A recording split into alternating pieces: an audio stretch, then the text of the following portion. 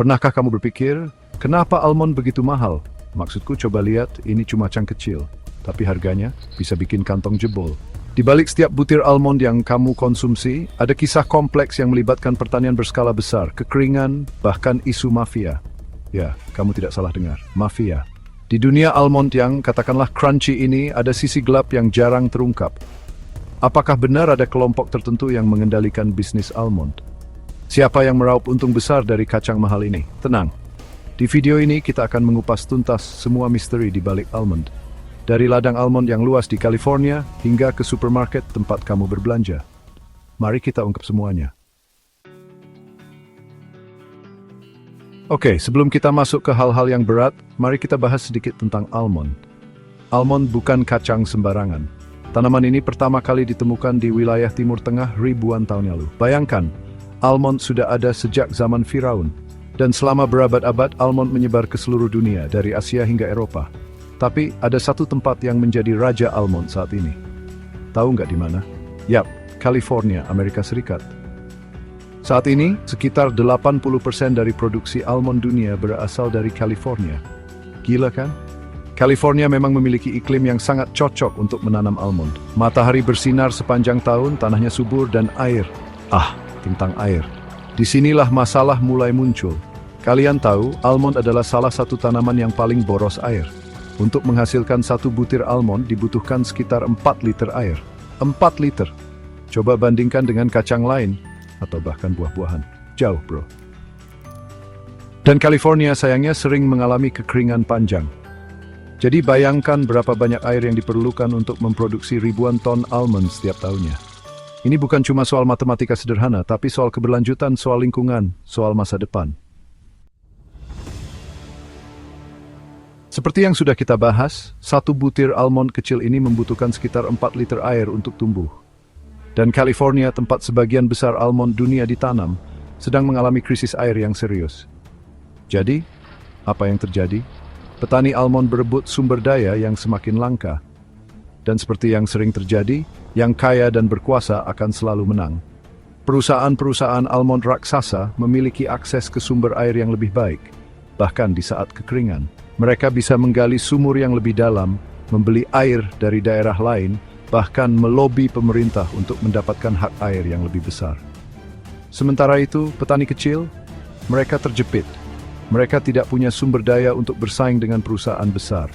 Banyak yang terpaksa meninggalkan pertanian mereka karena tak mampu mengairi tanaman mereka.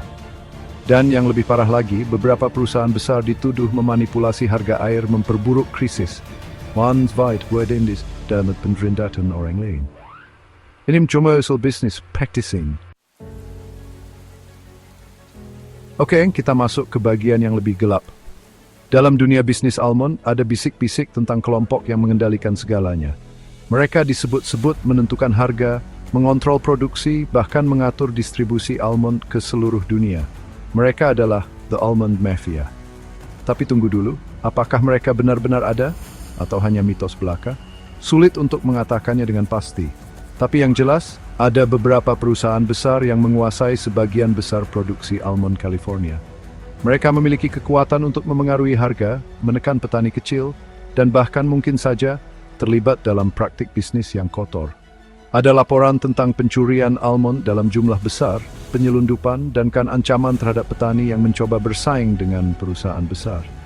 Ini bukan cerita fiksi, ini terjadi di dunia nyata. Dan yang ironis, almond yang kita beli dengan harga mahal ini mungkin saja berasal dari praktik bisnis yang tidak etis. Kita mungkin tanpa sadar mendukung sistem yang merugikan banyak orang. Oke, setelah membahas semua sisi gelap dari bisnis almond, mari kita bahas sedikit tentang sisi baiknya. Ya, almond memang punya banyak manfaat untuk kesehatan. Almond kaya akan protein, vitamin E, dan lemak sehat yang bagus untuk tubuh kita. Mengonsumsi almond secara rutin dapat membantu menurunkan kadar kolesterol, menjaga kesehatan jantung, dan meningkatkan energi. Selain itu, almond juga mengandung serat yang baik untuk pencernaan. Dan jangan lupakan susu almond. Susu almond bisa menjadi alternatif yang baik bagi mereka yang tidak bisa mengonsumsi susu sapi, atau bagi mereka yang ingin mengurangi konsumsi produk hewani.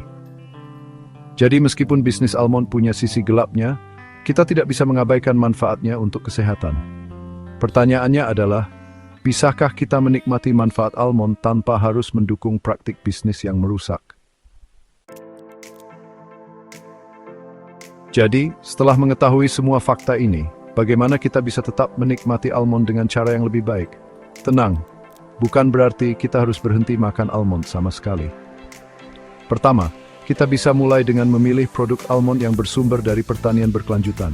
Carilah label seperti organik atau fair trade yang menjamin almond diproduksi dengan cara yang lebih ramah lingkungan dan adil bagi petani.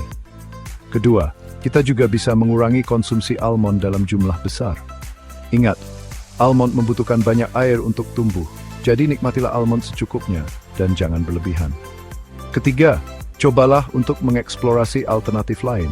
Ada banyak kacang dan biji-bijian lain yang juga punya banyak manfaat kesehatan, seperti kacang kenari, kacang mete, atau biji bunga matahari. Intinya, kita harus lebih bijak dalam memilih dan mengonsumsi almond.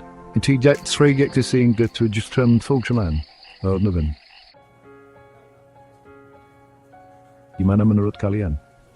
Apakah kalian terkejut dengan fakta tentang bisnis almond ini? Tulis pendapat kalian di kolom komentar. Jangan lupa untuk like, share, dan subscribe agar tidak ketinggalan video menarik lainnya.